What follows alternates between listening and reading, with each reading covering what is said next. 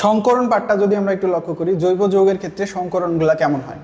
জৈব যৌগ যেগুলো আছে সেই জৈব যৌগগুলোর ভেতরে যদি আমরা অ্যালিফেটিক যৌগগুলোর দিকে একটু লক্ষ্য করি, অ্যালিফেটিক যৌগগুলোর মধ্যে আমরা কি কি পাই? অ্যালিফেটিক যৌগগুলোর মধ্যে পাই হচ্ছে অ্যালকেন, অ্যালকিন এবং অ্যালকাইন। অ্যালকেন, অ্যালকেন, অ্যালকিন এবং অ্যালকাইন।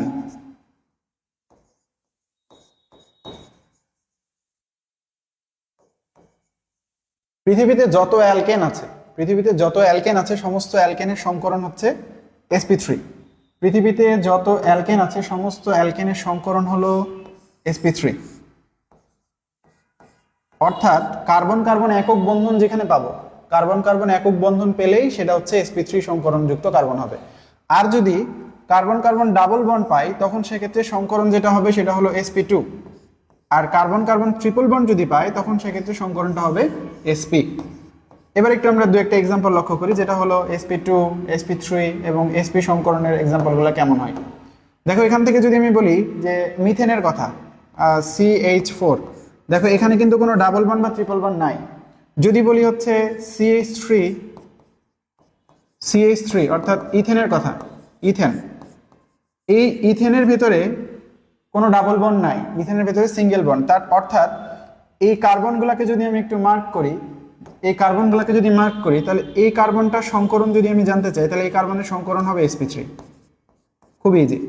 এই কার্বনটার সংকরণ কি? এই কার্বনের সংকরণ হচ্ছে sp3। যেহেতু এই কার্বনগুলো সিঙ্গেল বন্ড দ্বারা কানেক্টেড, এই কার্বনগুলোর সাথে কোনো ডাবল বন্ড বা ট্রিপল বন্ড নাই, অর্থাৎ এই কার্বনগুলোর সংকরণ হবে sp3। এই একই কার্বন যদি ডাবল বন্ডের ভেতরে পাই, দেখো এই একই কার্বনটা যদি আমি ডাবল বন্ডের ভেতরে পাই তখন সেক্ষেত্রে এটা আবার চেঞ্জ হয়ে যাবে। সেটা কি? CH2 ডাবল বন্ড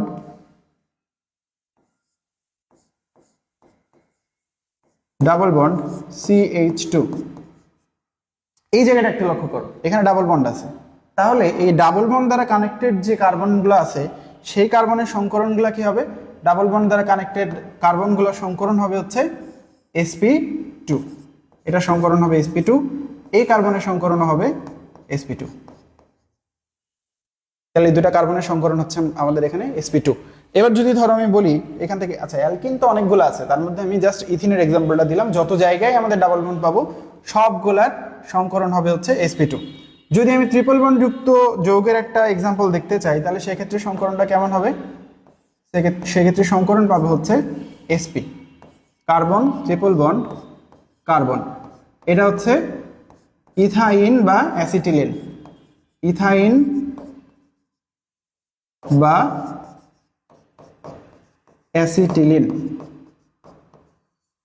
ইথাইন বা অ্যাসিটিলিন। তাহলে এই কার্বন যেগুলো আছে এই কার্বনগুলোর সংকরণ কি হবে? এবার এই কার্বনটার সংকরণ হচ্ছে sp, এই কার্বনের সংকরণ হচ্ছে sp। তাহলে আমরা কি দেখলাম? এখানে অ্যালকেন যদি হয় সেই অ্যালকেনের যে কার্বনগুলো আছে অর্থাৎ সিঙ্গেল বন্ড দ্বারা কানেক্টেড যে অ্যালকেনগুলো আছে তাদের সংকরণ হচ্ছে sp3। ডাবল বন্ড দ্বারা কানেক্টেড যে কার্বনগুলো আছে তাদের সংকরণ হচ্ছে sp2। আর ট্রিপল বন্ড দ্বারা কানেক্টেড যে সমস্ত যৌগগুলো আছে অর্থাৎ অ্যালকাইন যে যৌগগুলো তাদের সংকরণ হচ্ছে sp। এবার আমরা জাস্ট একটা বড় এক্সাম্পল দেখি, সেই এক্সাম্পলটা থেকে আমরা ক্লিয়ার হতে পারবো আরো যে কোন কার্বনের কি সংকরণ হয়। দেখো যদি আমি একটা বড় এক্সাম্পল লিখি এখানে, CH3 CH2 C triple bond C CH2 CH double bond CH2। যদি আমি এই যৌগটাতে প্রত্যেকটা কার্বনের সংকরণ বলতে বলি তাহলে সেক্ষেত্রে প্রতিটা কার্বনের সংকরণই বলা যাবে। কিভাবে সেটা? আমরা জাস্ট এখান থেকে কি লক্ষ্য করব, যে এখান থেকে লক্ষ্য করব কার্বনের সাথে কোন বন্ডটা কানেক্টেড আছে। দেখো এই কার্বনেরটার দিকে যদি তাকাই, এই কার্বনের সাথে সিঙ্গেল বন্ড আছে, তাহলে এই কার্বনের সংকরণ কি? এই কার্বনের সংকরণ হবে sp3। এই কার্বনের সাথে সিঙ্গেল বন্ড। আমাকে ডানে বামে দুই দিকে তাকাতে হবে, যে এই কার্বনটার সাথে ডানে অথবা বামে যদি যে কোনো দিকে ডাবল বন্ড বা ট্রিপল বন্ড কানেক্টেড থাকে তখন আমাকে সেটাকে প্রায়োরিটি দিতে হবে। দেখো এই কার্বনে এপাশেও সিঙ্গেল বন্ড, এপাশেও সিঙ্গেল বন্ড, অর্থাৎ এখানে হবে sp3। যদি আমি এখান থেকে একটু লক্ষ্য করি যে এই কার্বনটার দিকে, দেখো এই কার্বনে সিঙ্গেল বন্ডও আছে, ট্রিপল বন্ডও আছে। এই কার্বনে সিঙ্গেল বন্ড এবং ট্রিপল বন্ড দুটাই আছে। তাহলে সিঙ্গেল বন্ডকে প্রাধান্য না দিয়ে আমাকে প্রাধান্য দিতে হবে হলো ট্রিপল বন্ডের দিকে। তাহলে সেক্ষেত্রে দেখো এই কার্বনের সংকরণটাকে আমি কি বলবো? এই কার্বনের সংকরণ হচ্ছে sp।